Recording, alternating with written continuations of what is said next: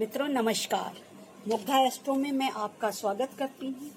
आज का विषय चोट, शारीरिक पीड़ा, दुर्घटना, बीमारी आदि। देखिए, हम अक्सर बीमार पड़ते हैं, दुर्घटनाएं भी जीवन में होती हैं और कष्ट भी होते हैं। इनका कारण क्या है, आज ज्योतिषीय कारण समझते हैं।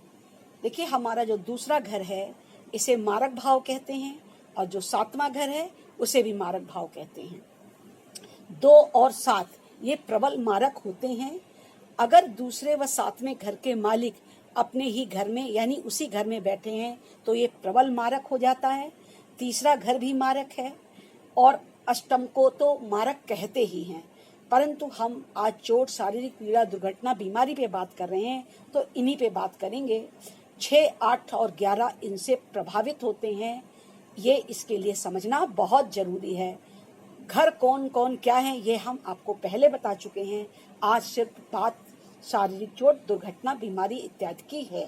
ये हम द्वितीय हाउस से देखेंगे। अगर दूसरे भाव का स्वामी तीसरे भाव में चला जाए या 6, 8, 11 में चला जाए या उसका स्वामी बन जाए तो प्रबल मारक हो जाता है। इसी प्रकार जो मारक भाव कहे गए हैं, यदि उनकी दूसरी राशि 6, 8, 11 में जाती है तो भी प्रबल मारक बनता है। अब दूसरी राशि का आप रहस्य समझ लें। सूर्य और चंद्रमा की केवल एक राशि होती है, बुध की 2 राशियां होती हैं 3 और 6, शुक्र की 2 राशियां होती हैं 2 और 7, शनि की 2 राशियां होती हैं 10 और 11, मंगल की भी 2 राशियां होती हैं 1 और 8। इस प्रकार 2 राशियों के जो मालिक हैं, अगर उसकी एक राशि दूसरे भाव में गई है और उसकी दूसरी राशि 6, 8, 11 में गई, 7 में गई, 3 में गई तो भी ये मारक प्रभाव रखता है। इन मारक प्रभाव में क्या होता है कि अगर इनकी ही महादशा चल जाए तो फिर समझिए आपके साथ ये घटनाएं जल्दी जल्दी घटेंगी। चोट, चपेट, बीमारी, दुर्घटना आपको जल्दी जल्दी दिखाई पड़ेगी। ऐसे में व्यक्ति को फिर उपाय उपचार करना चाहिए। केवल इलाज से उसका काम नहीं चलेगा। ग्रह आपको परेशान कर रहा है, आप ग्रह की शांति कराएं।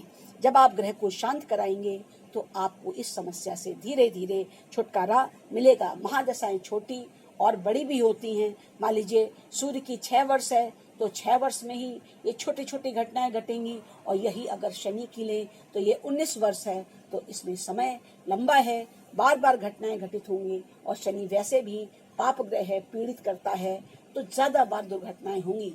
आपको इसके लिए उपाय करने ही पड़ेंगे।